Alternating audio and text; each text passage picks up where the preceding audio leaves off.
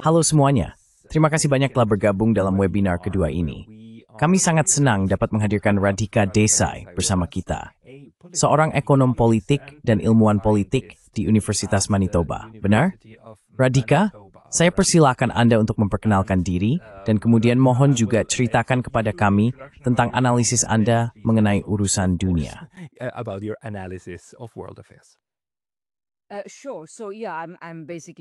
Tentu. Jadi, ya, saya pada dasarnya adalah seorang profesor studi politik di Universitas Manitoba, tetapi saya selalu mempelajari politik dalam kaitannya dengan ekonomi politik.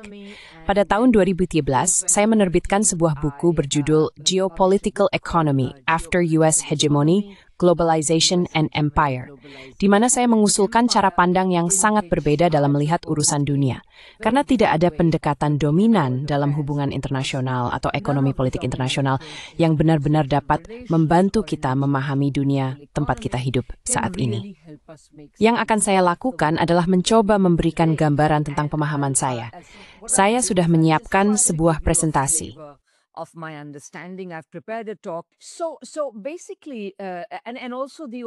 Jadi pada dasarnya, saya merasa bahwa sudut pandang ini yang ingin saya perkenalkan kepada Anda selama 30 atau 40 menit ke depan, sebenarnya merupakan cara yang lebih baik untuk memahami mengapa kita mengalami gejolak seperti yang kita lihat di dunia saat ini. Mengapa kita mengalami gejolak ini dan mengapa bentuknya seperti ini.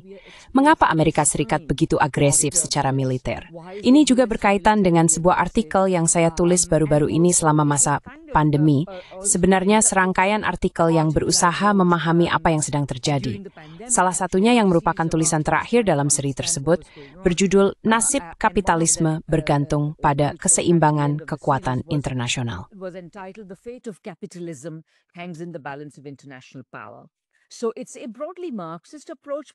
Jadi ini merupakan pendekatan yang secara umum bersifat Marxis, tetapi pada saat yang sama juga sangat kritis.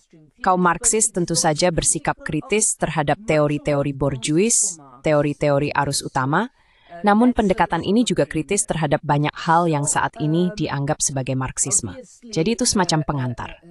Jelas, dalam upaya memahami apa yang terjadi saat ini, salah satu masalahnya adalah orang sering berpikir dalam kerangka sebab tunggal. Banyak di antaranya memang sangat berpengaruh, tidak diragukan lagi, tetapi itu bukan cara berpikir yang tepat. Jadi meskipun kompleks militer industri sangat berkuasa, itu bukan satu-satunya penjelasan. Atau lobby Israel sekali lagi sangat berpengaruh, tetapi bukan penjelasan yang sama. Jadi sebenarnya yang kita bicarakan adalah pendekatan-pendekatan.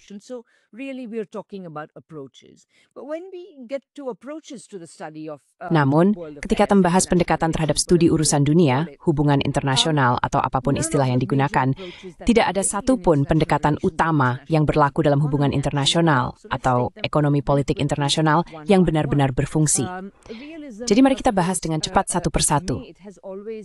Realisme tentu saja, bagi saya, gagasan bahwa semua negara sama-sama agresif secara militer dan semuanya berupaya memperluas kekuasaan selalu menjadi kedok bagi agresi dan ekspansionisme Amerika Serikat dan sebagainya. Pendekatan ini juga tidak dapat benar-benar menjelaskan mengapa begitu banyak masalah saat ini hampir seluruhnya berasal dari Amerika Serikat. Atau mengapa, jika kita benar-benar melihatnya, perilaku negara-negara seperti Uni Soviet atau Tiongkok yang bukan kapitalis, sebagai defensif,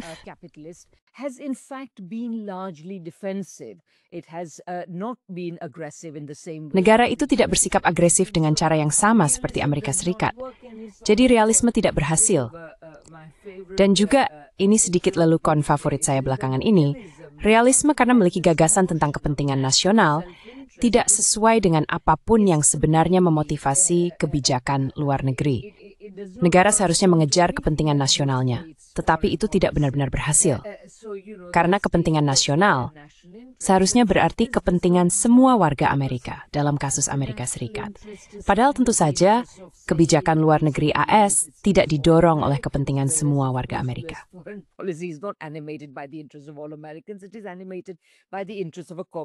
Hal ini didorong oleh kepentingan elit korporat. Jadi, seperti yang Anda tahu, itu tidak berhasil. Lalu Anda harus mengemukakan hipotesis sekunder seperti IPAC, seperti yang dilakukan John Mearsheimer dan Stephen Walt, bahwa ada, dan itulah sebabnya realisme tidak dapat menjelaskan apa yang sebenarnya terjadi. Jadi, seperti yang Anda tahu, ada banyak masalah dengan realisme. Selanjutnya, ketika kita membahas liberalisme atau tesis globalisasi, itu jelas keliru secara empiris. Maksud saya, negara tetap penting dalam memahami apa yang terjadi dalam hubungan internasional. Apa yang disebut globalisasi tidak mengangkat semua pihak. Sejujurnya, jika itu terjadi, kita tidak akan berada di sini. Kita tidak akan memiliki begitu banyak hal yang perlu dikhawatirkan. Dan tentu saja, secara historis, pasar bebas dan perdagangan bebas tidak pernah mendorong kemakmuran.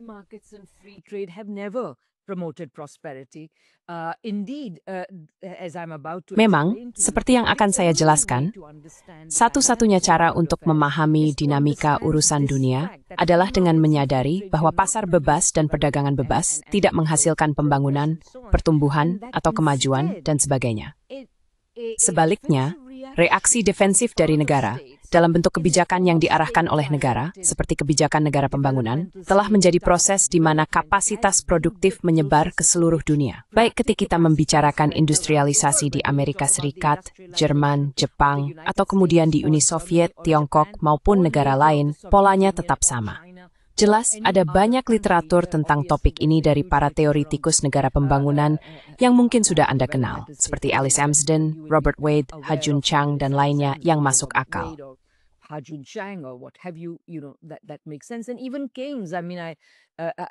Bahkan Keynes, maksud saya tidak punya banyak kutipan di sini, tetapi bahkan Keynes pernah menunjukkan pada tahun 1904 dalam esainya National Self-Sufficiency, bahwa kita sekarang adalah kaum pasifis dengan keyakinan yang begitu kuat, sehingga jika para internasionalis ekonomi dapat memenangkan argumen ini, mereka akan mendapatkan kembali dukungan kita.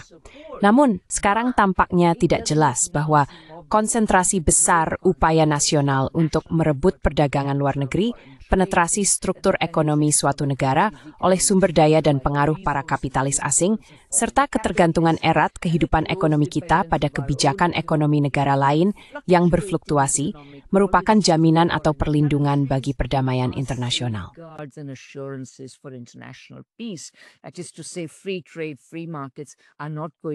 Artinya, perdagangan bebas dan pasar bebas tidak akan membawa pada perdamaian internasional. Memang, katanya, lebih mudah berdasarkan pengalaman, tentu saja ia menulis setelah pecahnya Perang Dunia Pertama, untuk berargumen sebaliknya. Jadi, tesis globalisasi hanyalah pernyataan dari pandangan dasar laissez-faire, yang, seperti yang saya katakan, sebenarnya bukan itu sama sekali, melainkan sebuah ideologi imperialisme, dengan alasan yang akan saya jelaskan sebentar lagi. Lalu tesis hegemoni S. Tesis hegemoni cakal kedet ehamaskin multipartites. US hegemony thesis is also implausible. It cannot explain multipolarity. It cannot explain the relatively peaceful rise. Teori itu tidak dapat menjelaskan kebangkitan yang relatif damai dari negara-negara seperti Tiongkok atau Rusia pada masanya sendiri di tengah kekacauan yang ditimbulkan oleh kemunduran AS dan Barat. Tesis stabilitas hegemonik juga mengharuskan kita, atau lebih tepatnya, cara orang berargumen bahwa AS tetap hegemonik meskipun ada bukti kuat yang menunjukkan sebaliknya, untuk berkata, baiklah, saya melihat ke cakrawala, di mana hegemon baru, tidak ada hegemon, AS, tetap hegemonik. Itu tuh bukan argumen yang baik.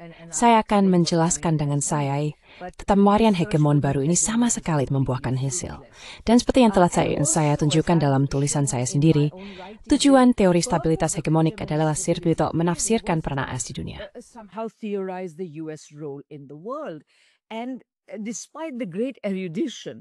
Dan meskipun para penulis tentang stabilitas hegemonik memiliki tingkat pengetahuan yang tinggi, terutama para penulis sistem dunia seperti Immanuel Wallerstein, Giovanni Arrighi, dan lainnya, kerangka teoretis mereka tidak dapat menjelaskan kasus utama yang seharusnya mereka jelaskan, yaitu Amerika Serikat.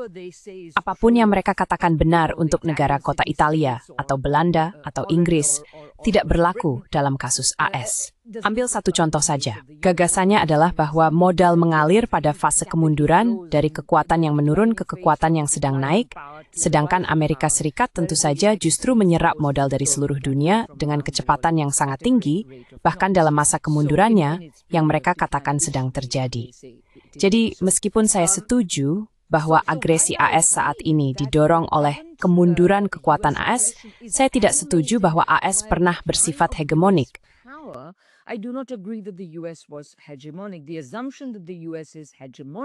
Anggapan bahwa AS bersifat hegemonik menghalangi kita untuk memahami masa lalu yang baru-baru ini terjadi, dan saya akan katakan masa lalu yang masih efektif dari zaman kita sendiri.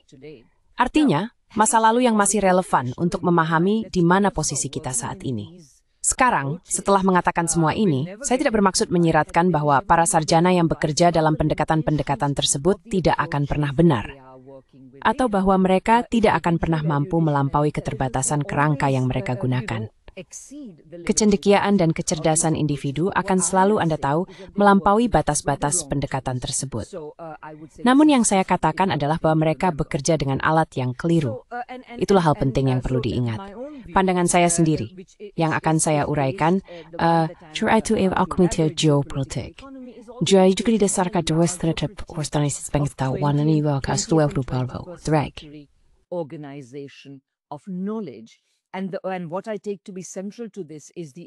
Hal yang saya anggap sebagai inti dari ini adalah munculnya ekonomi neoklasik pada akhir abad ke-19 dan kemudian terciptanya semacam pembagian kerja ilmiah sosial di sekitarnya. Dimulai dengan Max Weber, yang awalnya dilatih dalam bidang ekonomi dan yang menciptakan pemisahan antara ekonomi dan masyarakat. Di sekitar hal itu kita melihat munculnya disiplin ilmu sosial lainnya, ilmu politik dan sebagainya. Yang menarik adalah bahwa masing-masing disiplin ini mengadopsi narasi ekonomi neoklasik, bahwa kapitalisme adalah bisa menjadi dan seharusnya menjadi sistem yang mengatur dirinya sendiri, sistem yang tidak memerlukan campur tangan negara, dan sebagainya.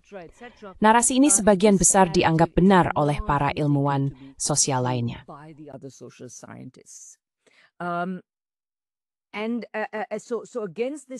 Jadi, menghadapi hal ini, pendekatan saya bersifat historis. Ia materialistis. Secara umum bersifat Marxis, tetapi saya tekankan kata secara umum karena pendekatan ini juga kritis terhadap banyak hal yang kini dianggap sebagai ekonomi Marxis dan terhadap banyak hal yang disebut Marxisme Barat.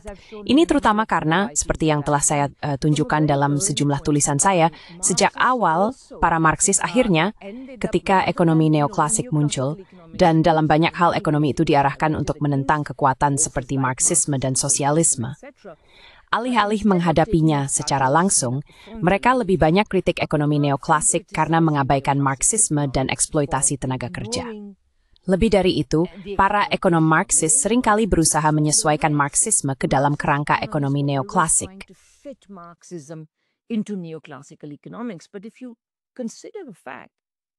Namun, jika Anda mempertimbangkan fakta bahwa keduanya adalah disiplin yang sepenuhnya bertentangan, misalnya nilai tidak memiliki tempat dalam ekonomi neoklasik, kaum Marxis tidak berpikir bahwa ada ranah ekonomi yang terpisah.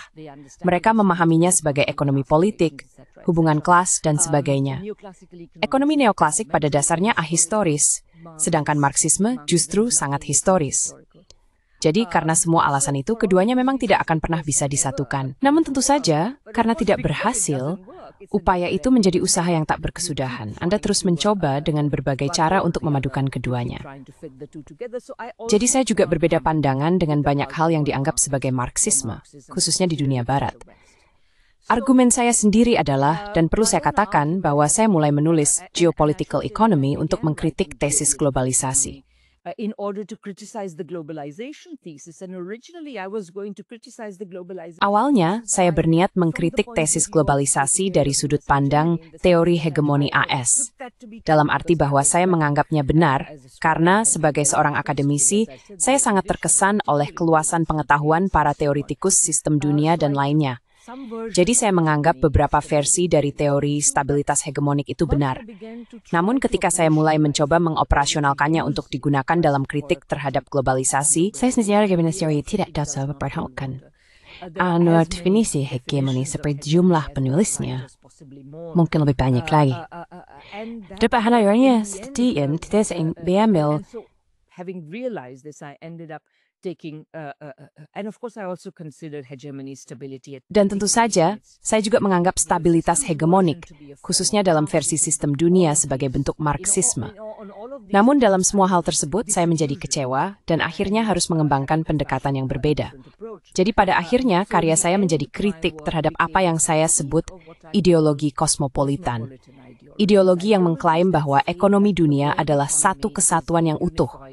Sebuah sistem yang terintegrasi tanpa celah di mana negara bangsa tidak lagi penting dan pasar bebas serta perdagangan bebas yang berkuasa.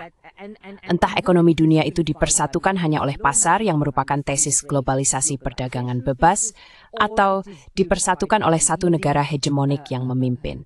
Namun begitu hegemoni itu ada, ekonomi dunia tetap presentasikan sebagai sistem yang sepenuhnya terpadu tanpa batas.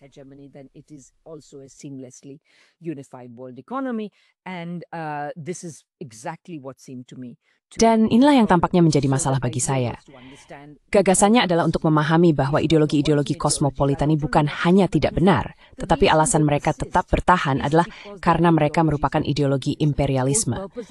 Seluruh tujuan imperialisme melalui ideologi-ideologi ini, dan tentu saja banyak instrumen lainnya. Kekuatan, resep kebijakan, dan adalah untuk membuka perekonomian dunia lainnya bagi aktivitas dan penetrasi modal korporasi metropolitan. Itulah intinya. Itulah dibutuhkan ideologi keterbukaan, kosmopolitanisme, apa yang Friedrich List disebut ideologi kosmopolitan. What Friedrich List would have called cosmopolitan ideologies.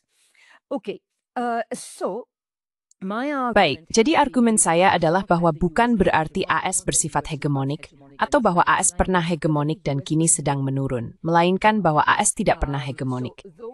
Pada awal abad ke-20, AS mulai memupuk ambisi, menyaksikan penurunan kekuasaan Inggris untuk menggantikan Inggris sebagai pengelola perekonomian dunia, menurut kata-kata seorang sejarawan. Namun, ambisi itu tidak pernah tercapai. Bahkan pada masa itu pun, AS sudah mengurangi ambisi tersebut. Pada awal abad ke-20, itu dunia juga sudah terbagi ke kelompok Paris lama. On top of that, of course, the world had already been divided up by the old imperialist powers. So they were quite explicit. They were not concerned to acquire. Jadi mereka cukup tegas. Mereka tidak tertarik untuk memperoleh kekuasaan, sebuah imperium yang sebanding dengan milik Britania tidak akan mungkin, dan hal itu sebaiknya tidak dicoba. Namun mereka akan puas jika dolar menjadi mata uang dunia. Argumen saya adalah bahwa bahkan ambisi yang telah diperkecil ini pun tidak berhasil. Karena dolar sudah bermasalah sebelum tahun 1971. Alasannya sederhana. Izinkan saya menyimpang sejenak di sini. Atau lebih tepatnya, izinkan saya menjelaskan mengapa. Peran sterling di dunia tidak didasarkan pada keberadaannya sebagai mata uang nasional Britania. Hal itu hanya mungkin karena sterling adalah mata uang kekaisaran. Sistem itu hanya berfungsi karena Britania mampu mengekstraksi surplus dari koloni non-pemukimnya. India, Britania, tentu saja yang terbesar di antaranya, tetapi juga wilayah lain, Karibia, Afrika, dan seterusnya.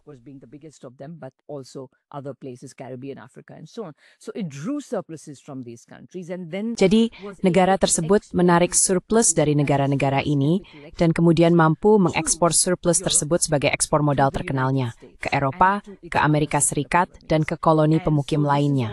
Inilah juga alasan mengapa periode standar sterling merupakan masa industrialisasi tercepat di bagian-bagian dunia tersebut. Namun tentu saja tanpa sebuah imperium, AS tidak dapat benar-benar mengekspor modal. Jadi, AS menyediakan likuiditas melalui defisit. Edward tunduk pada dilema Triffin, yang semulai berlaku pada 1990-an. AS perlu bentuk kumpul amat layu AS dan pertahankan dukungan Amerika Standard. Selama tahun 1960-an, AS menjelaskan dan berkonstruksi tersebut berbeda hal. Pada tahun 1990, kuat itu harus dicabut. Backing had to be taken away. And since then, it is my thesis. Dan sejak saat itu, tesis saya adalah bahwa apa yang tampak sebagai hegemoni dolar yang berkelanjutan sebenarnya bergantung pada serangkaian finansialisasi, perluasan aktivitas keuangan murni untuk menciptakan permintaan finansial terhadap dolar yang akan menyimbangkan dilema Triffin. Saya akan menjelaskan mengapa sistem ini kini mulai mencapai batasnya dalam beberapa menit. Baik, di Eminem Abtemuendes, urusan nandes kapitalisme yang bersifat kontradiktif. Yang bisa kita bilang tetapi saya tidak ingin membosankan Anda dengan tefeksi banyak teori Marxis. Bagaimana ini adalah sistem yang kontradiktif. But it is a contradictory system, and the state is necessary in this system. Dan negara diperlukan dalam sistem ini. Ia terus-menerus dibutuhkan untuk menangani dan mengelola kontradiksi kapital, baik melalui tindakan domestik seperti konsesi kepada kelas pekerja, penindasan terhadap kelas pekerja, regulasi terhadap modal, perluasan permintaan, dan sebagainya, maupun melalui tindakan internasional. Dan tindakan internasional itu tentu saja mengambil bentuk imperialisme. Ini adalah penjelasan tentang hubungan internasional yang khas pada zaman kapital, dan karena itu tidak membahas masyarakat atau hal-hal semacam itu. Anda harus memahami bahwa kapitalisme, zaman kapital, memiliki dinamika tersendiri dalam hubungan internasional.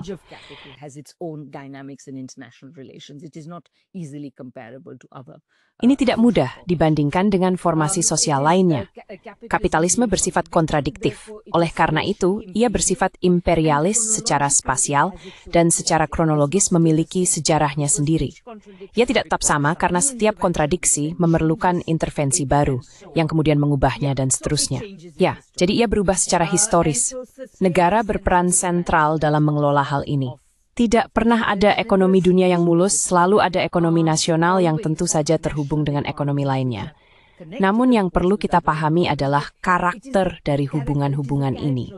Kita tidak bisa begitu saja berasumsi bahwa ada globalisasi dan sebagainya. Jadi sekarang saya akan beralih ke imperialisme, karena itulah yang sedang kita bicarakan, imperialisme.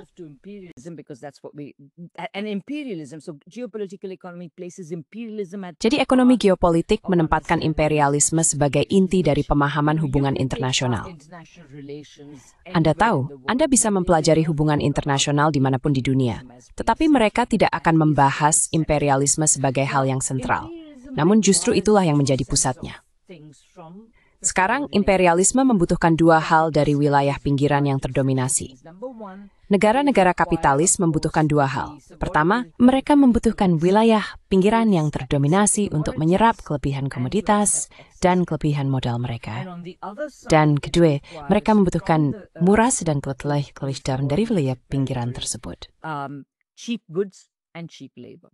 But these two sets of needs are contradictory because on the Namun, kedua jenis kebutuhan ini saling bertentangan karena di satu sisi wilayah pinggiran perlu cukup makmur dan stabil untuk menyerap kelebihan komoditas dan kelebihan modal, sementara di sisi lain, wilayah itu harus cukup miskin agar dapat menyerahkan bahan mentahnya, barang setengah jadinya, dan barang kebutuhan upahnya dengan harga murah kepada negara-negara imperialis. Jadi, kontradiksi ini memiliki sejarahnya sendiri yang sekali lagi tidak bisa saya bahas secara mendetail. Namun pada dasarnya itulah satu rangkaian kontradiksi. Dan kemudian ada kontradiksi lain, yaitu bahwa tentu saja seluruh dunia tidak akan menerima penaklukan imperial begitu saja. Mereka tahu bahwa penaklukan imperial pada dasarnya berarti penolakan terhadap pembangunan. The denial of development. So, for example, countries like the United States or Germany. Jadi misalnya negara-negara seperti Amerika Serikat atau Jerman sangat tegas selama fase industrialisasi mereka bahwa mereka akan melakukan industrialisasi yang diarahkan oleh negara. Tepatnya karena mereka tidak ingin tetap menjadi pelengkap agraris bagi Inggris. Dan jadi pada masa itu, ya bagaimanapun juga hal ini tentu saja juga terjadi saat ini ketika kita melihat contoh-contoh keberhasilan pembangunan di berbagai belahan dunia. Ini berarti bahwa dinamika hubungan internasional, apa yang disebut Trotsky sebagai perkembangan yang tidak merata dan terpadu, pada dasarnya berkaitan dengan pembangunan. Namun hal ini jarang dibicarakan. Hubungan internasional biasanya dibahas dalam konteks kekuatan militer, kekuatan diplomatik, dan sebagainya. Tetapi pada dasarnya hal itu berkaitan dengan bagaimana mengembangkan masyarakat, mentransformasikannya secara struktural untuk menciptakan industrialisasi dan seterusnya.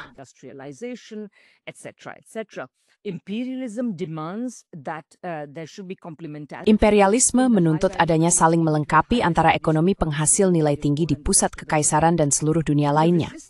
Perlawanan terhadap imperialisme menolak peran saling melengkapi ini dan mengatakan kami ingin mencapai kesetaraan dalam hal kekuatan ekonomi dan seterusnya.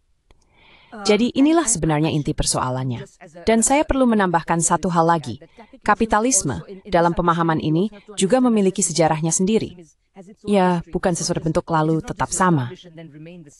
Cara Marx memandang sejarah ini, yang menurut saya sangat masuk akal, adalah bahwa kapitalisme yang menjadikan persaingan sebagai dasar dari dinamismenya, pada akhirnya cenderung menuju monopoli. Karena dalam proses persaingan, perusahaan-perusahaan yang lebih lemah tersingkir.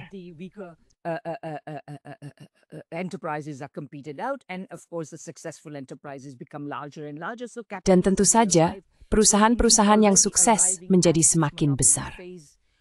Jadi kapitalisme sebenarnya sudah memasuki fase monopoli ketika Marx masih hidup, dan Marx menulis tentang hal ini. Ia mengatakan bahwa begitu kapitalisme mencapai fase monopoli, ia menjadi matang untuk sosialisme. Ini adalah poin yang menarik, yang bahkan orang-orang dari Monthly Review, Baran, Sweezy, dan sebagainya, yang banyak menulis tentang monopoli sebenarnya tidak terlalu menyoroti, yang cukup menarik. Dan dalam arti tertentu, saya akan mengatakan bahwa hal ini secara umum ternyata benar. Jadi argumen saya adalah bahwa ekonomi dunia sebenarnya sudah menjadi multipolar pada akhir abad ke-19 dan awal abad ke-20, dengan industrialisasi gelombang kedua, kekuatan besar di tengah dominasi Inggris atas pasar dunia, Jerman, Amerika Serikat, Jepang, dan sebagainya. Germany, United States, Japan, etc. And their industrialization had already made the world multipolar. Dan industrialisasi mereka telah membuat dunia menjadi multipolar. Industrialisasi mereka masih bisa bersifat kapitalis karena pada dasarnya masih ada koloni yang bisa dikuasai. Dan tentu saja persaingan antar imperium di antara mereka pada akhirnya memunculkan Perang Dunia Pertama. Inilah yang memulai apa yang saya sukai, istilah Arno Meyer, krisis 30 tahun. Karena kedua Perang Dunia itu terhubung secara erat satu sama lain. Perang Dunia Pertama tidak menyelesaikan apapun, jadi tak terelakkan muncul Perang Dunia Kedua. Jadi ini adalah krisis besar selama 30 tahun di awal abad ke-20 dan merupakan krisis gabungan dari kapitalisme dan imperialisme. Sejak saat itu keduanya telah mengalami kemunduran, tidak secara linear atau bahkan dengan cara yang sangat jelas, tetapi tetap saja menurun.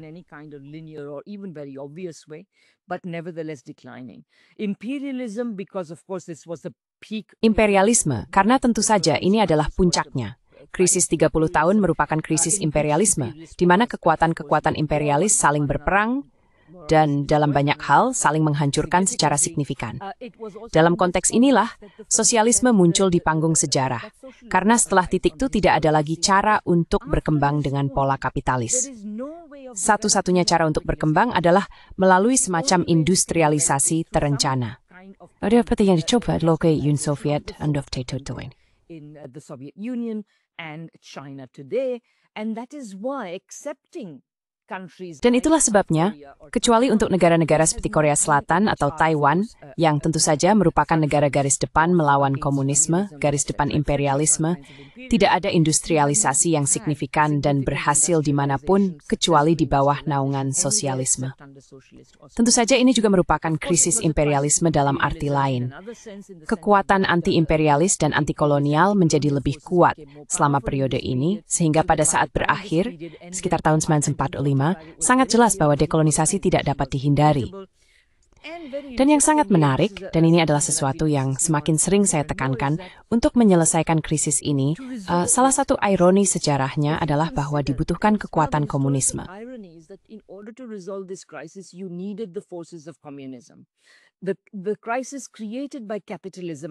Krisis yang diciptakan oleh kapitalisme dan imperialismenya tidak dapat diselesaikan tanpa intervensi kekuatan sosialis, yakni Uni Soviet, kaum komunis Tiongkok, dan gerakan-gerakan komunis lainnya di kawasan tersebut.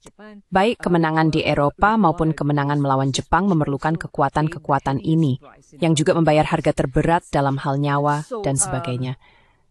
Lalu kapitalisme juga mengalami kemunduran karena tentu saja ada depresi besar di tengah krisis 30 tahun itu. Tokoh-tokoh seperti Alvin Hansen mengemukakan tesis stagnasi sekuler. Penulis seperti Keynes dan Polanyi semuanya berpikir bahwa pada akhir Perang Dunia Kedua, dunia akan mengambil langkah tegas ke arah kiri.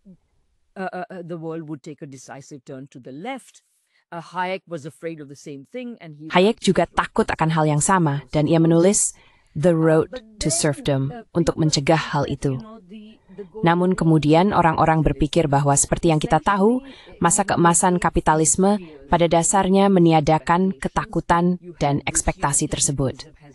Ada perasaan bahwa kapitalisme telah mendapatkan kembali semangatnya dan sebagainya.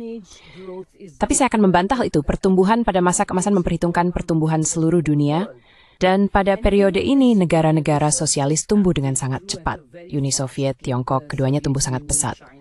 Negara-negara berkembang juga mengalami pertumbuhan karena mereka semua menjalankan semacam proyek pembangunan nasional yang berorientasi ke kiri dan bersifat otonom.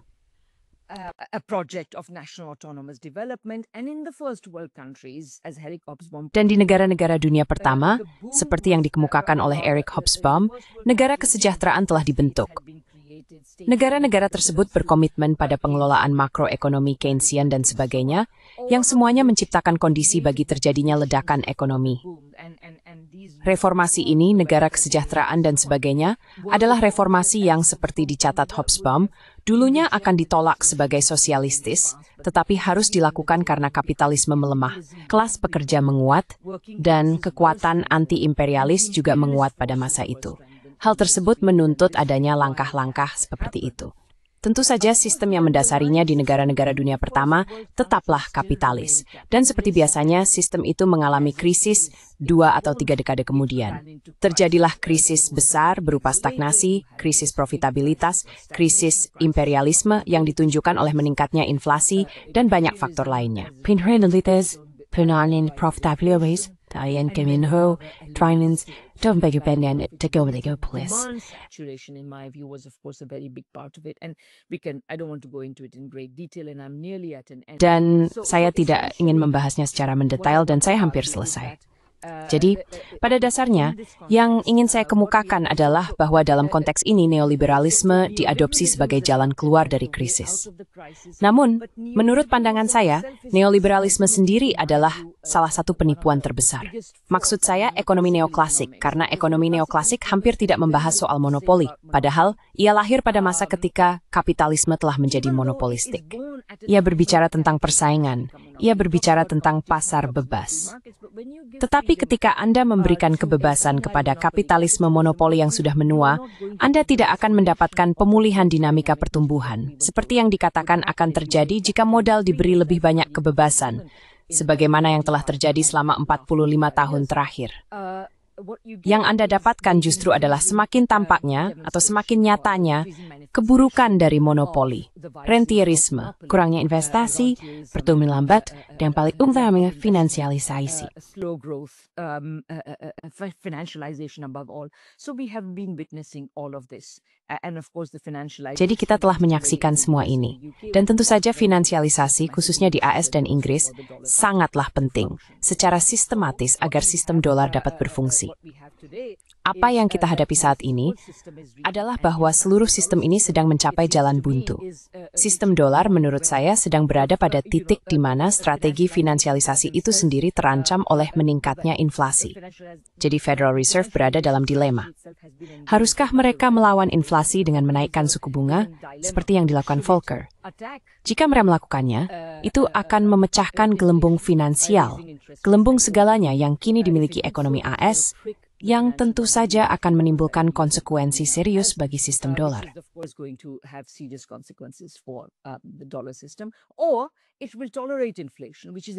Atau negara itu akan menoleransi inflasi, yang memang dikatakan banyak orang sedang terjadi.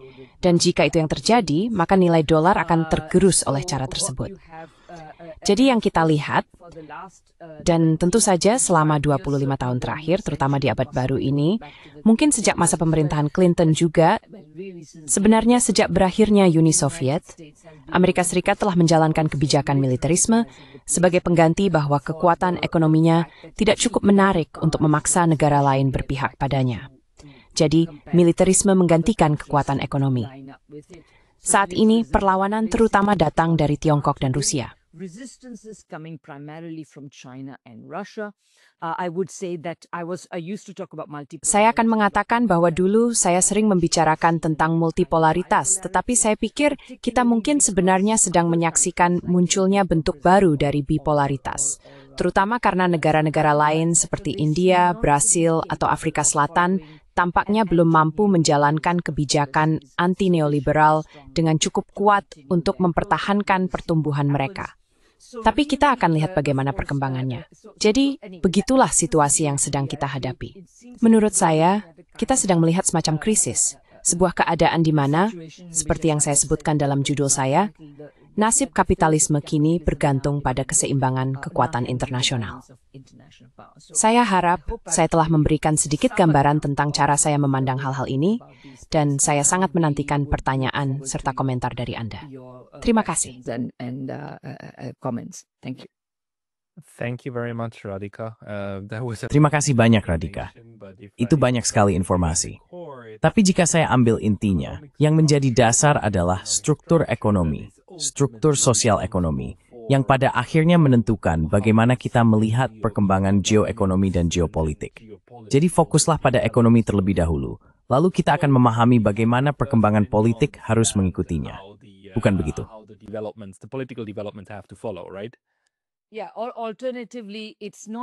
Ya, sebaliknya politik dan ekonomi tidak terpisah. Kita harus memiliki pemahaman tentang ekonomi politik dan ekonomi geopolitik. Di dalamnya, tentu saja kita bisa berfokus pada pengaturan kehidupan material yang bisa disebut sebagai ekonomi. Namun tentu saja tidak ada yang namanya ekonomi yang terpisah dari politik atau dari masyarakat secara keseluruhan. Jadi ya, itulah mengapa saya menggunakan istilah ekonomi politik dan ekonomi geopolitik. Saya beristilah geopolitik maupun geoekonomi. Yang saya bersuai, saya berikan advertuak kepada Adil Napoleon. Tapi ya.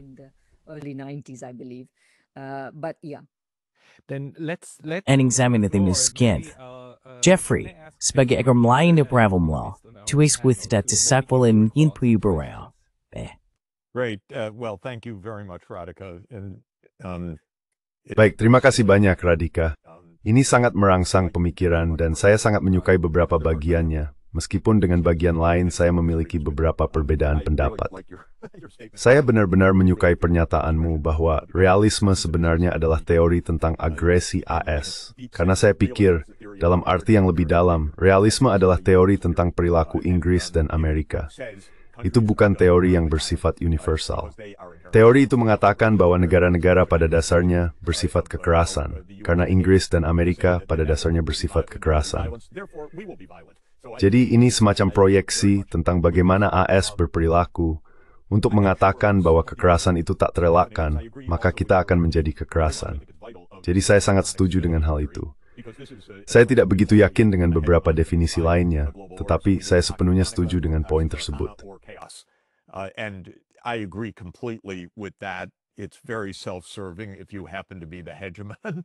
Sangat menguntungkan bagi pihak yang kebetulan menjadi hegemon untuk mengatakan bahwa hanya ada dua pilihan, mereka atau kehancuran, dan bahwa tidak ada alternatif setelahnya.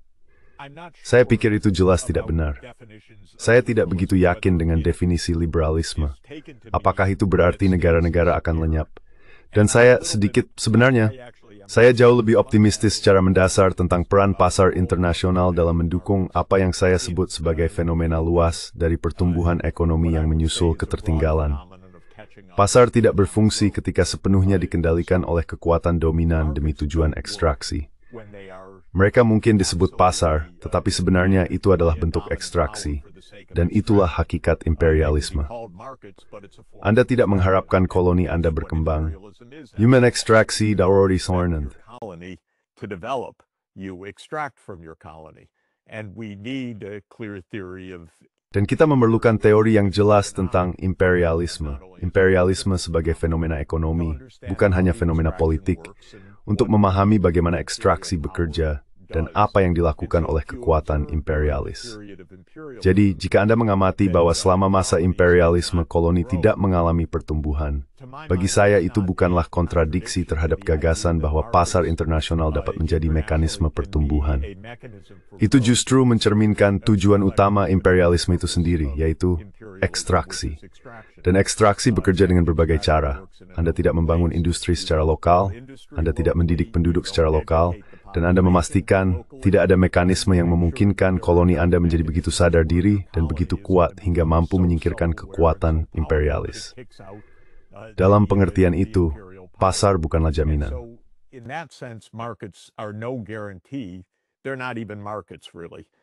Mereka sebenarnya bukan pasar, tapi terlihat seperti pasar. Pasar-pasar itu dikelola oleh perusahaan. Ada perdagangan di sana, tapi itu bukan satu-satunya jenis pasar. Dan pasar tidak secara inheren bersifat eksploitatif. Semuanya tergantung pada struktur dan pengelolaannya. Saya percaya misalnya bahwa pertumbuhan Tiongkok setelah tahun 1950 sangat bergantung pada pasar internasional. Dan bahwa ada masa yang relatif baik selama sekitar 30 tahun ketika Amerika Serikat, entah karena keluguan, ideologi, atau kepentingan kelas korporat, yang saat itu memperoleh banyak keuntungan dari investasi di Tiongkok, memungkinkan Tiongkok mengalami pertumbuhan yang dipimpin oleh ekspor. Tanpa hal itu, akan sangat sulit bagi Tiongkok untuk mencapainya dari dalam negeri sendiri. Dan saya pikir secara umum, sekali lagi, ada sejumlah bergeneralisasi dalam bertatanan kaki dan net pengecualian.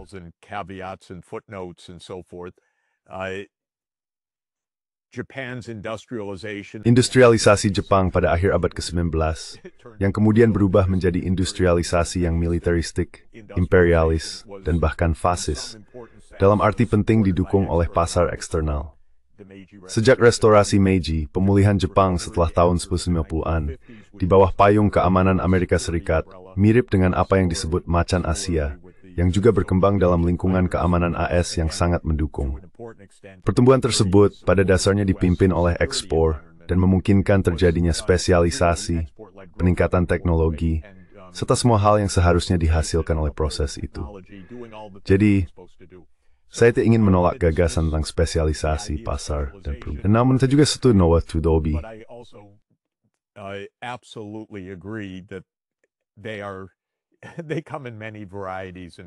Mereka hadir dalam berbagai macam bentuk dan jenis, dan bisa sepenuhnya bersifat eksploitatif. Mereka bisa menjadi lapisan tipis kekuasaan, atau bisa juga menjadi kenyataan dari pertumbuhan. Sebagai contoh, ketika Tiongkok menjadi sesukses sekarang, Amerika Serikat berubah menjadi sangat bermusuhan terhadap ideologi pasar bebasnya sendiri. Sekitar tahun 2010, mereka mulai menyadari bahwa ada sesuatu yang salah. Ini bukan yang kita inginkan. Kita menginginkan Tiongkok yang tunduk, bukan Tiongkok yang sukses. Sekarang kita harus katanya mengekang Tiongkok. Jadi ideologi pasar bebas yang katanya dijunjung tinggi, ternyata hanyalah lapisan tipis begitu disadari bahwa hal itu merupakan ancaman terhadap hegemoni delusional AS, menurut saya. Dan satu hal lagi yang saya tidak setuju. Ketika Anda menggambarkan dunia sebagai multipolar, bahkan pada tahun 1910, saya pikir Anda mengatakan demikian. Dan saya kenal, itu imajinasi imperialisme. It was European imperial, I would say. Of course, we don't disagree on that, so I would just use the word. Tentu saja, kita tidak berbeda pendapat soal itu. Jadi saya hanya akan kata tersebut dengan cara yang berbeda. Berdasarkan cara saya menandai periode waktu, masa dari 1950 hingga 1950 adalah zaman imperialisme Eropa. Saya pikir itu adalah masa yang sangat kejam, sangat vulgar, dan sangat merusak. Dan periode pertengahan, sekitar tahun 1910, adalah masa persaingan antar kekaisaran di Eropa. Namun saya tidak akan menyebutnya multipolar. Saya akan menyebutnya persaingan intra-Eropa. Yang saya sukai dari multipolaritas saat ini, dan mungkin ini hanya soal semantik, tapi untuk memperjelas, adalah bahwa kini benar-benar ada Tiongkok, India, dan Rusia yang dengan tegas menantang Amerika Serikat dan berkata, kami bukan bagian dari sistemmu. Dan bagi saya, itulah multipolaritas. Dominasi Barat adalah masa imperialisme Barat. the age of Western imperialism, and in some sense, Dan dalam arti tertentu, pada akhir Perang Dunia II, Amerika Serikat akhirnya menjadi semacam kekaisaran yang berbeda, tentu saja. Namun dengan cukup banyak kedaulatan di India, Tiongkok, dan tempat-tempat lain, sehingga mereka dapat mencapai pembangunan di luar negara keamanan AS. Jadi bukan sebagai negara bawahan seperti yang diasumsikan Amerika Serikat. Hal lain yang ingin saya katakan dalam hal klasifikasi dan bahasa adalah bahwa saya tidak akan mengatakan semua negara, jika saya mendengar Anda dengan benar, tapi mungkin tidak mengalami industrialisasi sosialis. Maksud saya, mereka telah mengalami industrialisasi. Gagasan tentang ekonomi pasar bebas adalah seperti komik, dan selalu seperti itu. Bahkan pada puncak ideologi pasar bebas di Inggris pada tahun 1890. Tentu saja, perusahaan Hindia Timur bukanlah pasar bebas. The East India Company was not a free market. It was a private army backed by a public army. Itu adalah tentara pribadi yang didukung oleh tentara publik.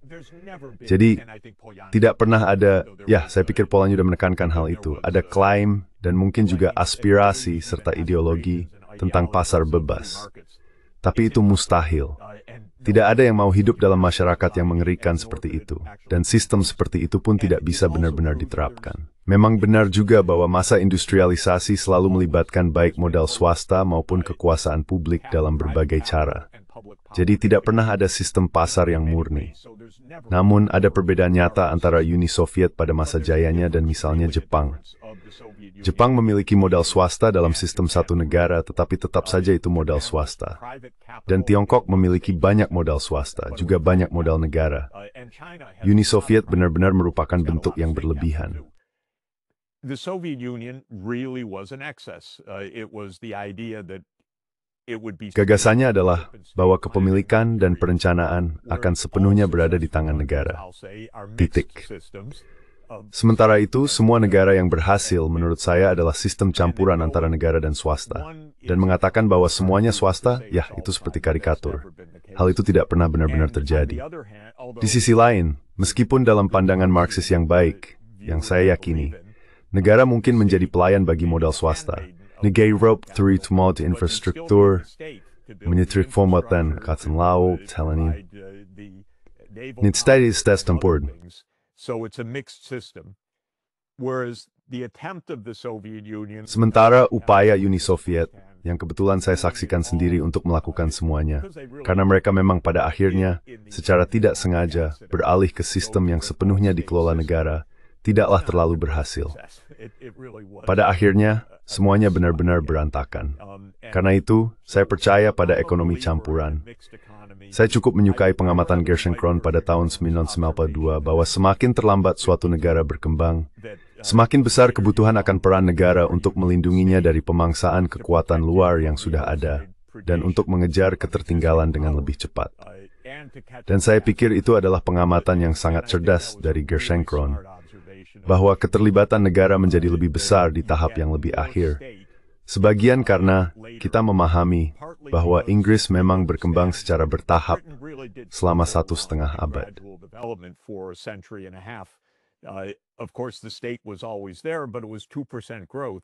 Tentu saja negara selalu ada, tetapi pertumbuhannya hanya 2%. Sementara jika Anda ingin tumbuh 5 atau 10%, Anda benar-benar membutuhkan peran negara untuk mencapainya. Jadi saya lebih memilih pendekatan ekonomi campuran, gagasan bahwa kita memerlukannya, dan bahwa semua pembangunan yang berhasil adalah ekonomi campuran. Lalu, saya seorang kosmopolitan, jadi saya ingin menyinggung isu itu sebelum saya kembalikan kepada Anda, yaitu, saya itu tidak percaya bahwa bangsa akan lenyap. Itu pandangan yang bodoh. Dan saya juga tidak percaya bahwa bangsa, budaya, daerah, atau etnisitas tidak penting. Tentu saja tidak. Namun saya percaya pada gagasan subsiditas dan tata kelola di semua tingkatan. Subsidiarity and governance at all scales. So I like the UN. I like regional bodies. Jadi saya menyukai PBB, saya menyukai badan-badan regional, saya menyukai badan-badan nasional, dan saya menyukai badan-badan lokal. Saya tidak ingin PBB mengatur sistem sekolah saya atau mengaspal jalan saya. Di sisi lain, saya juga tidak ingin negara bangsa yang memutuskan soal perubahan iklim. Saya lebih memilih adanya kerangka supranasional di mana kita berupaya memperbaiki atmosfer planet secara keseluruhan. Jadi dalam pengertian itu, saya percaya bahwa yang seharusnya selalu kita rumuskan dalam pendekatan yang konstruktif atau normatif adalah bahwa kita memerlukan tata kelola di semua tingkatan. Dan saya menyukai gagasan subsidiaritas, yaitu menyerahkan urusan sedekat mungkin ke tingkat lokal sejauh hal itu memungkinkan keberhasilan. Namun ketika menyangkut senjata nuklir, lautan, ruang angkasa, dan iklim, the oceans, space, climate, I want a UN. Saya ingin ada PBB, dan saya ingin memastikan kita memilikinya. Saya tidak tahu, saya tidak yakin saya mengerti. Maksud saya ada sebuah ungkapan yang digunakan setiap hari yang saya benar-benar tidak tahu apa maksud orang ketika mengatakannya global, bahwa mereka membenci para globalis, atau kritik terhadap globalis, karena ini datang dari kiri maupun kanan. Dalam satu pengertian, saya adalah seorang globalis karena saya bekerja untuk PBB setiap hari, tanpa bayaran. Tetapi sudah terkait kerjasama atau small penting. Ningen seorang lokalis. Keberspekavar itu kan di tingkat global. It's more than branding. Dan serangan terhadap globalisme tanpa memiliki banyak sekali tekurannya. The attack on globalism seems to mean many things. We don't want the UN to tell us what to do. Kau tahu, kami tidak ingin PBB memberitahu kami apa yang harus dilakukan. Kami tidak ingin helikopter hitam PBB. Kami tidak ingin PBB memaksakan LGBTQ kepada kami. Itulah kritik dari sayap kanan. Saya tidak tahu persis, tapi saya tidak suka istilah itu karena saya tidak tahu apa yang mereka maksud. Saya pikir yang mereka maksud adalah tidak ada pemerintahan global, yang menurut saya mustahil di dunia yang saling terhubung ini, dan akan benar-benar merusak jika kita mengikuti jalur gila Donald Trump. Jadi kesimpulan saya adalah, saya setuju denganmu dalam hampir semua hal, kecuali mungkin soal definisi, tapi mungkin juga tidak. Saya tidak yakin apakah perbedaannya benar-benar ada di inti persoalan ini, atau hanya soal kategori dan bahasa. Jadi biar saya akhiri di sini.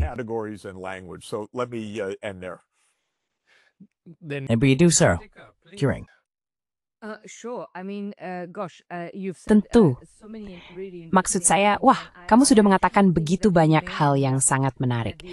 Dan saya sebenarnya berpikir bahwa pada akhirnya kita mungkin akan sepakat bahwa sebagian besar, kalau bukan semua, perbedaan kita hanyalah soal istilah. Jadi biar saya fokus saja. Saya benar-benar senang kamu menyukai sebagian dari apa yang saya katakan. Itu banyak, hebat. Dan biar saya katakan bahwa pada satu tingkat saya sangat setuju dengan apa yang kamu katakan tentang pasar. Tapi menurut saya, apa yang kamu katakan tentang pasar adalah, dan kamu bilang bahwa gagasan tentang ekonomi pasar bebas, kamu setuju dengan Polanyi, kamu tahu itu hal yang terlalu sederhana. Kamu setuju dengan Polanyi, pasar selalu tertanam dalam konteks sosial. Hebat. Kita sepenuhnya sepakat tentang itu. We are completely agreed on that.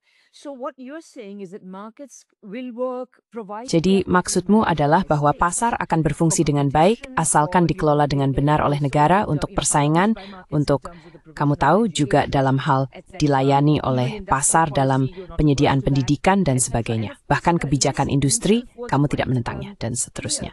Dan tentu saja Liz sendiri cukup jelas bahwa tujuan dari kebijakan industri, tujuan dari pembangunan yang diarahkan oleh negara adalah untuk memungkinkan suatu negara melewati tahap awal industrialisasi itu, tetapi pada akhirnya bergabung dengan pasar dunia dan seterusnya.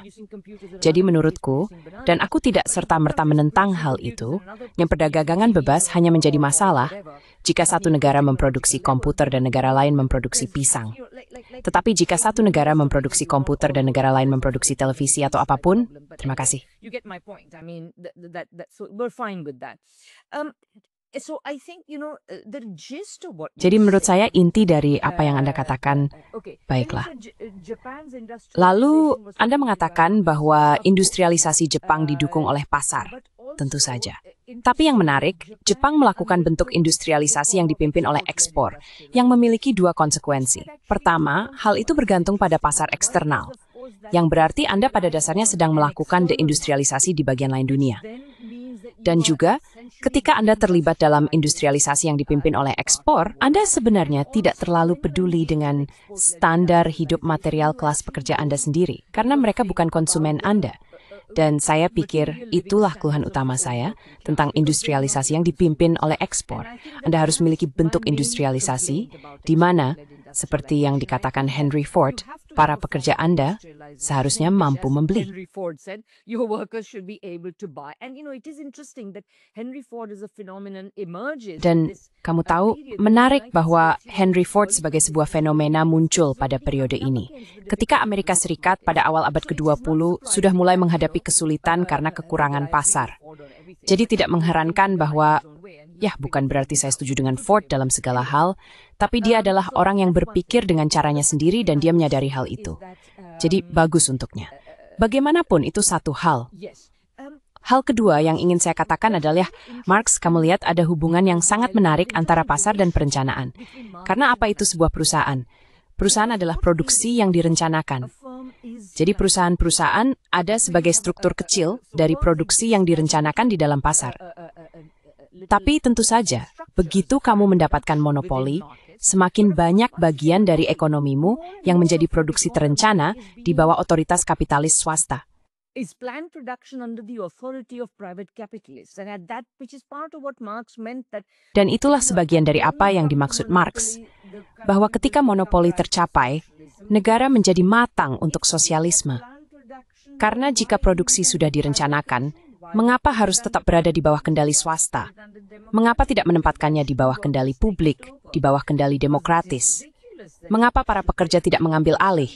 Sungguh tidak masuk akal jika hal itu berlangsung di bawah otoritas swasta. Dan tentu saja, ketika itu terjadi, bukan hanya bisa menindas pekerja, tetapi juga cenderung menuju rentierisme dan sebagainya. Jadi, karena semua alasan ini sama sekali tidak ada pembenaran untuk hal tersebut. Dan saat ini dengan teknologi informasi dan komunikasi, perusahaan ini dapat merencanakan segala sesuatu dengan sangat rumit.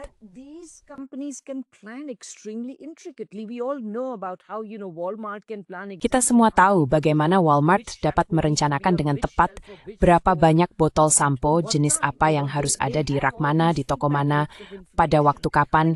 Mereka memiliki semua umpan balik informasi tersebut. Nah, tahukah Anda? Hal itu justru membuat perencanaan menjadi lebih mungkin dalam konteks demokratis. Jadi seharusnya kita sudah banyak tulisan tentang hal ini dan saya hanya tahu sebagian darinya. Saya belum mempelajarinya secara mendalam, tetapi saya pikir poin dasarnya benar. Tiki sebenarnya memungkinkan kita merencanakan dengan lebih baik dari sebelumnya. Bukan berarti kita, ini salah satu ironi bahwa Uni Soviet justru bubar ketika teknologi semacam ini mulai muncul. Maksud saya, bayangkan saja, industrialisasi itu dilakukan tanpa ketersediaan teknologi informasi seperti ini.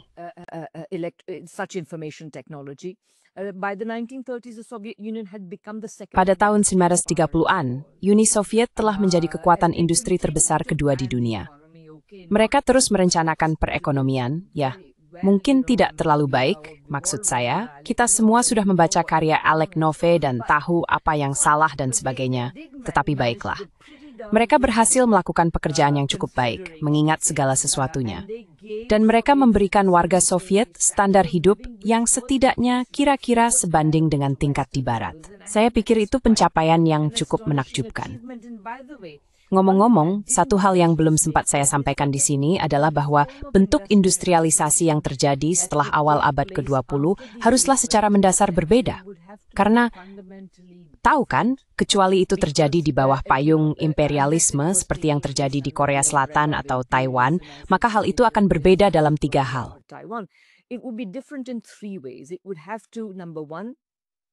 Pertama-tama, hal itu harus terjadi dari posisi di mana negara tersebut telah tertinggal akibat imperialisme yang tidak terjadi pada negara-negara Eropa. Hal itu harus berlangsung tanpa hak istimewa dari imperialisme karena, dan ini pembahasan yang panjang, pada dasarnya, sektor pertanian di negara-negara ini harus menanggung biaya industrialisasi. Dan harus ada cara untuk mengelolanya. Karena jika dilakukan dengan buruk, hal itu dapat menimbulkan masalah seperti yang kita lihat di Tiongkok dan Rusia. Namun sekali lagi, hal ini akan terjadi tanpa hak istimewa dari imperialisme. Dan yang ketiga, hal itu harus terjadi di tengah perlawanan dari kekuatan imperialis. Selain itu, saya ingin menambahkan satu hal lagi. Mereka tidak akan memiliki katup pengaman berupa kemampuan mengekspor kelebihan populasi ke seluruh dunia, seperti yang dilakukan oleh bangsa Eropa. To the rest of the world, which the Europeans did. So, okay. So, in all of these ways, Jadi baiklah, dalam semua hal ini, industrialisasi dan pembangunan di bagian dunia lainnya haruslah berbeda. Mengenai poinmu tentang multipolaritas, baik, kamu mengatakan bahwa dari sekitar tahun 1750 hingga 1950 adalah masa kekaisaran Eropa. Tetapi justru pada periode inilah Amerika Serikat mengalami industrialisasi, Jepang mengalami industrialisasi, dua kekuatan non-Eropa. Jadi saya menyebutnya multipolar, semata-mata karena mereka saling bersaing satu sama lain. Namun sebagai kekuatan kapitalis, persaingan mereka memiliki konsekuensi tertentu. Multipolaritas masa kini tidak akan memiliki konsekuensi yang sama, karena kekuatan yang kini sedang muncul bukanlah kekuatan kapitalis imperialis lainnya. Tapi itu hal lain yang bisa kita bahas.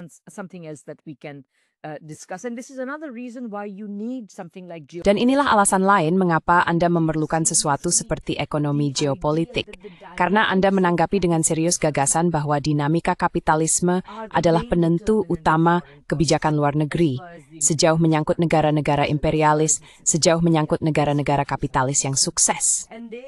Dan mereka, maksud saya, Anda tahu, semua masalah di dunia ini berasal dari satu sudut. Anda tahu, seperti yang disebut Glenn, apa itu, semenanjung Asia, atau apapun itu. Ja. West, du setuju dengan apa yang dikain dan hukum sebagai wilayah serta tersaing bersebagai company, etc. Polanyi markets are embedded, etc. Although very interestingly, Polanyi's Meskipun demikian, yang sangat menarik adalah gagasan-gagasan Polanyi selalu dibaca seolah-olah ada semacam yo-yo antara pembenaman dan pelepasan.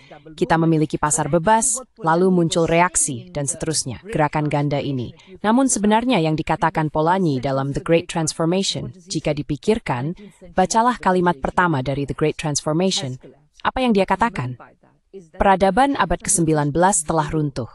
Dan yang dia maksud dengan itu adalah bahwa kondisi di mana yo-yo antara pembenaman dan pelepasan, gerakan ganda ini sudah tidak ada lagi. Yang kita butuhkan sekarang, kata Polanyi, adalah semacam sosialisme.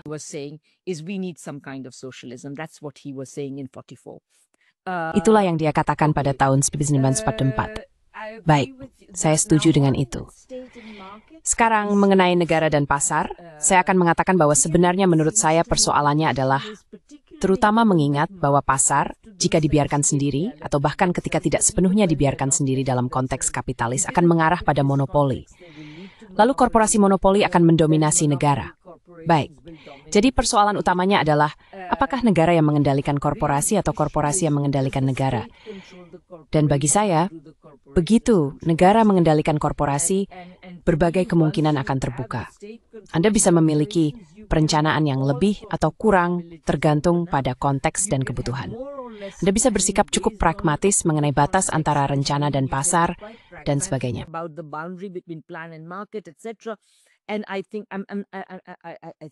Dan saya pikir Anda mungkin setuju dengan itu. Kosmopolitanisme. Ya, baiklah. Lalu apa yang salah dengan globalisme? Anda tahu saya sebenarnya alergi terhadap istilah globalisasi global ini, global itu, bahkan sejak awal. Saya berkata, apa maksudnya ini? Maksud saya negara-negara, karena lihat para globalis mengklaim bahwa negara sudah menjadi tidak relevan. Itu adalah penegasan kembali dari jenis kosmopolitanisme tertentu. Benar. Jadi saya berkata apa yang mereka bicarakan. Dan saya juga merasa, dan dulu saya sering mengatakan globalisme itu salah. Tapi sekarang saya mengatakan bahwa globalisasi globalisme, apapun itu, membuat pikiran Anda kacau. Itu mencegah Anda mengajukan pertanyaan yang tepat. Biarkan saya memberi Anda contoh kecil.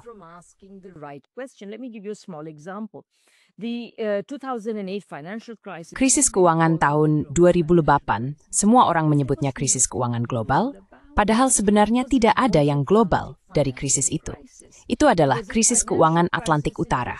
Itu adalah krisis di mana orang-orang Eropa yang bodoh, maaf tapi begitulah, berinvestasi dalam surat berharga beracun.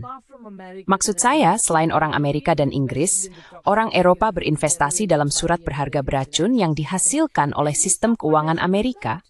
dan mereka terkata akibitnya.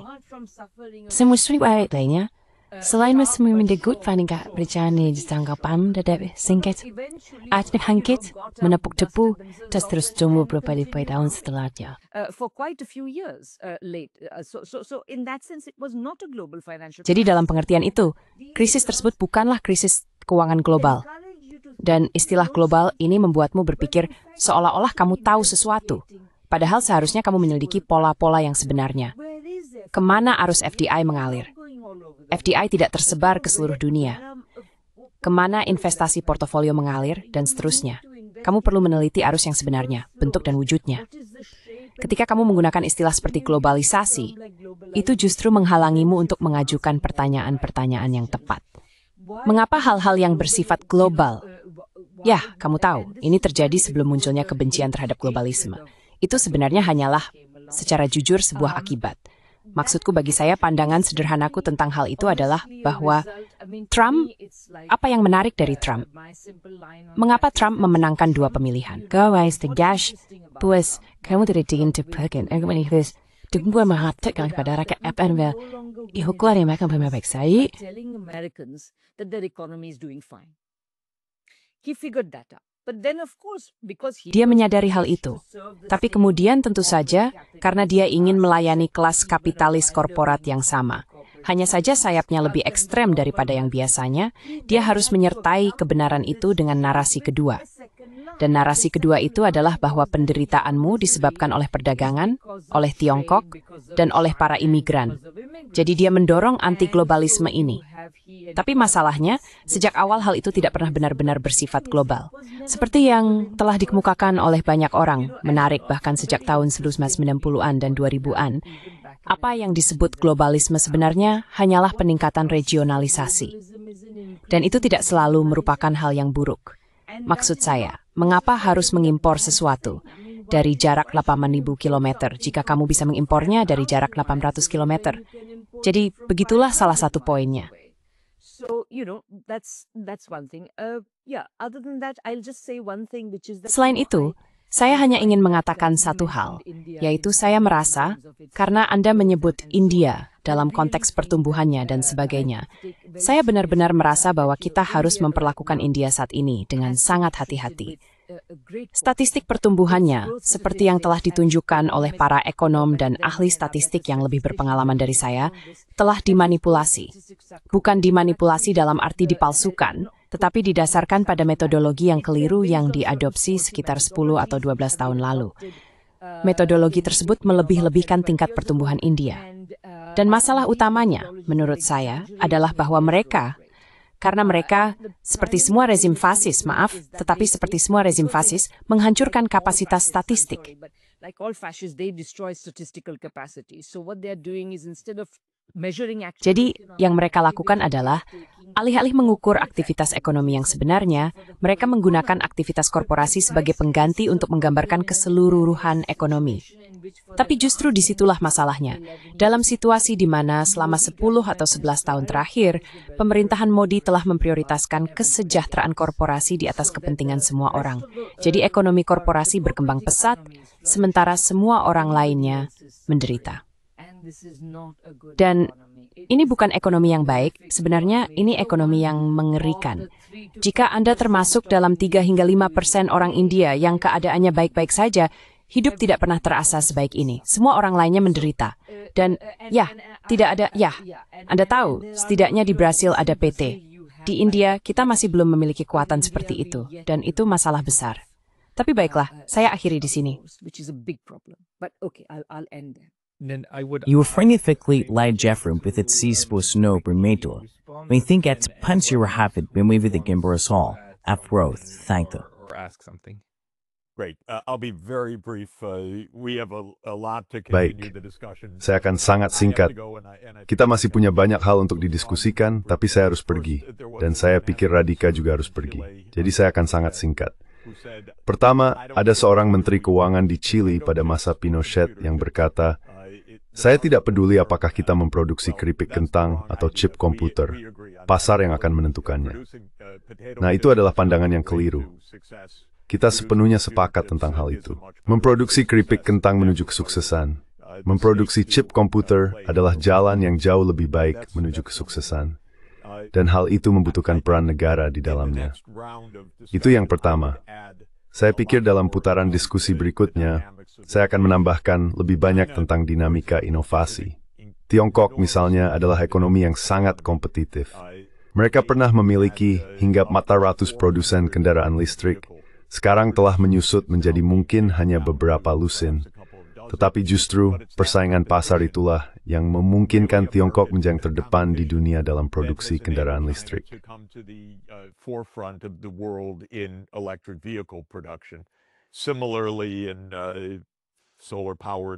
Demikian pula dengan tenaga surya dan banyak hal lainnya, saya memang berpikir bahwa inovasi terkait dengan persaingan pasar dengan cara yang menarik. Badan usaha milik negara, yang seperti Walmart atau semacamnya tetapi dijalankan oleh negara sebagai penyedia layanan dan perencana, mungkin kehilangan sesuatu dari dinamika inovasi, yang menurut saya merupakan kunci mutlak dalam sifat ekonomi maju berpendapatan tinggi seperti Tiongkok atau Amerika Serikat. Itu adalah ciri dari struktur ekonomi yang misalnya tidak dihasilkan oleh sistem Soviet, kecuali di sektor militer yang sangat spesifik. Masyarakatnya tidak secara luas inovatif, meskipun sangat berhasil dalam satu bidang sempit yang dicurahkan sumber daya dalam jumlah besar, kompleks industri militer. Dan saya akan mengaitkan hal itu dengan pertanyaan tentang standar hidup dan sebagainya. Hanya 2 poin yang ingin saya sepakati sebagai penutup.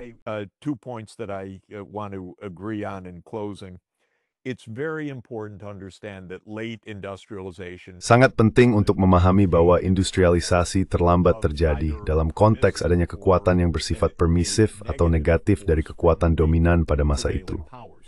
Pertumbuhan industri di Asia Timur pada tahun 1960-an, misalnya, berlangsung dalam lingkungan keamanan Amerika Serikat yang sangat permisif bagi sejumlah negara kecil dan bagi Jepang. Ketika Amerika Serikat menentang industrialisasi, negara itu mampu merugikan secara serius pihak yang berupaya menjadi industrialis terlambat. Hal ini sudah terjadi sejak 200 tahun lalu, menunjukkan bahwa kekuatan imperialis atau dominan dapat menggagalkan upaya negara yang ingin mendapatkan tempat di bawah matahari. Ini sangat penting dan tetap relevan hingga hari ini.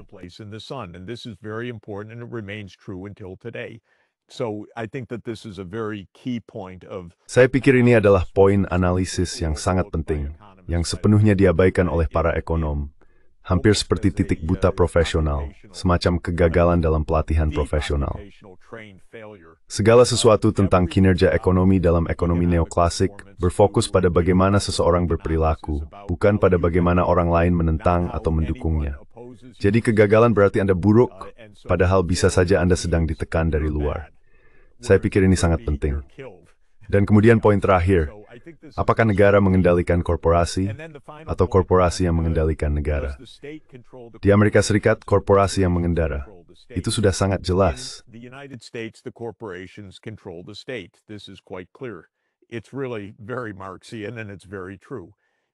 Ini benar-benar sangat Marxian, dan memang benar. Di negara yang disebut sebagai negara Marxis seperti Tiongkok, ya apapun sebutannya, mungkin negara sosialis atau komunis, negara mengendalikan korporasi. Jika tekanannya terlalu keras, itu akan menimbulkan kerusakan. Jadi, negara berusaha mencegah pengambil alihan kekuasaan oleh beberapa perusahaan teknologi besar, semacam itu. Namun negara juga cukup terampil untuk tidak menghancurkan perusahaan swasta. Dan menurut saya, itulah keterampilannya. Keterampilan untuk tidak membiarkan negara diperintah oleh perusahaan swasta, tetapi juga tidak membunuh perusahaan swasta, dan kemampuan mereka untuk berinovasi. Saya pikir Tiongkok melakukan hal ini dengan paling baik di antara semua ekonomi besar dalam 40 tahun terakhir.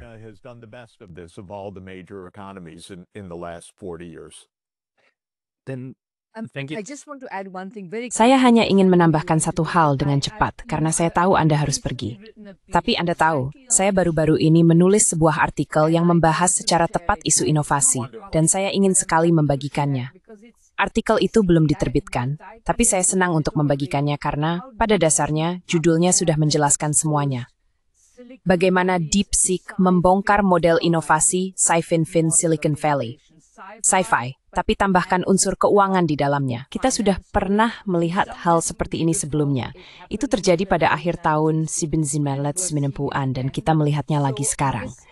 Jadi saya ingin menyoroti beberapa hal. Maksud saya tidak menyangkal bagaimana Tiongkok berinovasi, tapi Uni Soviet juga memiliki banyak inovasi yang patut diakui.